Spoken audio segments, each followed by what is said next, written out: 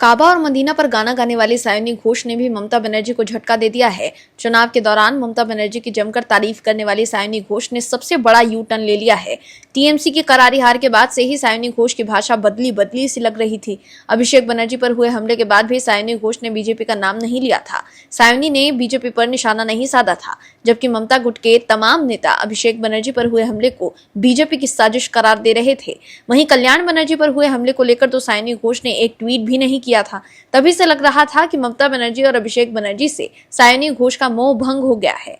ऐसे में ममता बनर्जी के लिए एक और बुरी खबर सामने आ रही है। क्या है पूरी खबर, बताते हैं आपको इस रिपोर्ट में। दर्शकों, टीएमसी में टूट को लेकर बंगाल और देश भर में सियासत गर्म है। अब सूत्रों की माने तो खबर आई है कि जादवपुर लोकसभा सीट से टीएमसी सांसद सायोनी घोष भी काकोली घोष दस्तेदार के नेतृत्व वाले बागी गुट में शामिल है। सायोनी घोष ने बागी खेमे को अपना समर्थन देते हुए उससे जुड़े दस्तावेजों पर हस्ताक्षर भी किए हैं। बताया जा रहा है कि सायोनी घोष ने हाल ही में काकोली घोष दस्तेदार से संपर्क किया था। उन्होंने पार्टी के भीतर चल रहे घटनाक्रम को लेकर अपनी नाराजगी जाहिर की थी। ये सारा घटनाक्रम ऐसे समय में सामने आया है जब मुख्यमंत्री ममता बनर्जी के नेतृत्व वाली टीएमसी अपनी सबसे बड़ी आंतरिक बगावत का सामना कर रही है।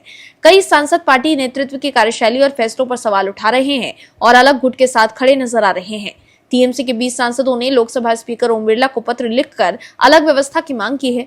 रिपोर्ट्स की माने तो सबसे चौंकाने वाली बात है, इन सांसदों में सायोनी घोष का नाम है, जिन्हें ममता बनर्जी का करीबी माना जाता है।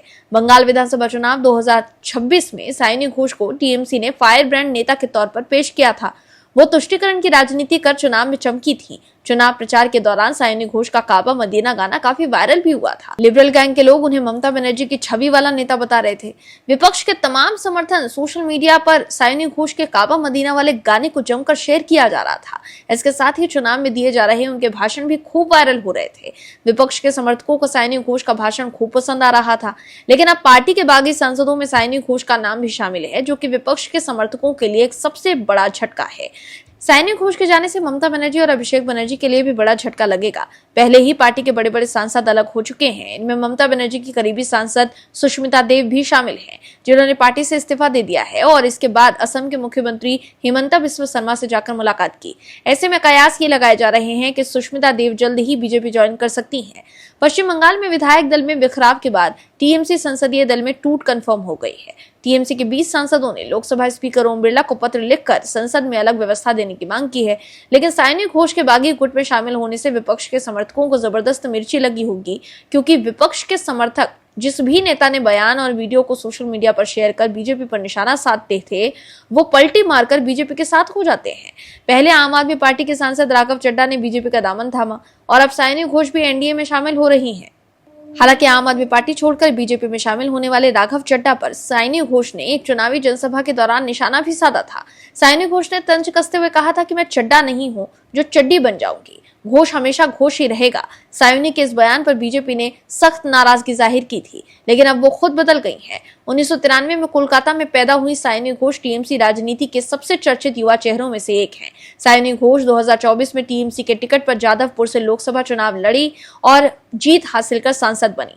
2026 के विधानसभा चुनाव में पार्टी की स्टार प्रचारक रही, लेकिन सत्ता बदलते ही उनका भी मन बदल रहा है। आपको बता दें कि 2021 विधानसभा चुनाव से ठीक पहले सायोनी घोष ने टीएमसी का दामन थामा था। वो एक महिला और युवा होने के साथ साथ खासी चर्चित भी थी। वहीं साल 2023 में जब वो टीएमसी की यूथ विंग की अध्यक्ष बनी, ममता बनर्जी और अभिषेक बनर्जी को सायोनी घोष पर सबसे ज्यादा भरोसा था। हार के बाद भी जब विधायकों के टूट की खबर सामने आई तो ममता ने सायोनी पर भरोसा जताते हुए उन्हें पार्टी में अहम पद की जिम्मेदारी सौंपी थी। लेकिन ममता बनर्जी के सबसे करीबी और भरोसेमंद युवा नेता ने भी उनका गुरूर तोड़ दिया है। स्ट्रीट फाइटर और सबसे प्यारी लड़की के नाम से पुकारे जाने वाली ममता बनर्जी, जिसे अपनी छोटी बहन की तरह मानती रही हैं, उन्हीं सायोनी घोष ने ममता बनर्जी को धोखा दे दिया है। ऐसे में आप दर्शक समझ सकते हैं कि ममता बनर्जी के लिए अब बंगाल की राजनीति में कुछ भी नहीं बचा है। Bureau report, OMH news. आप दर्शकों से विनम्र निवेदन है कि चैनल को सब्सक्राइब जरूर करें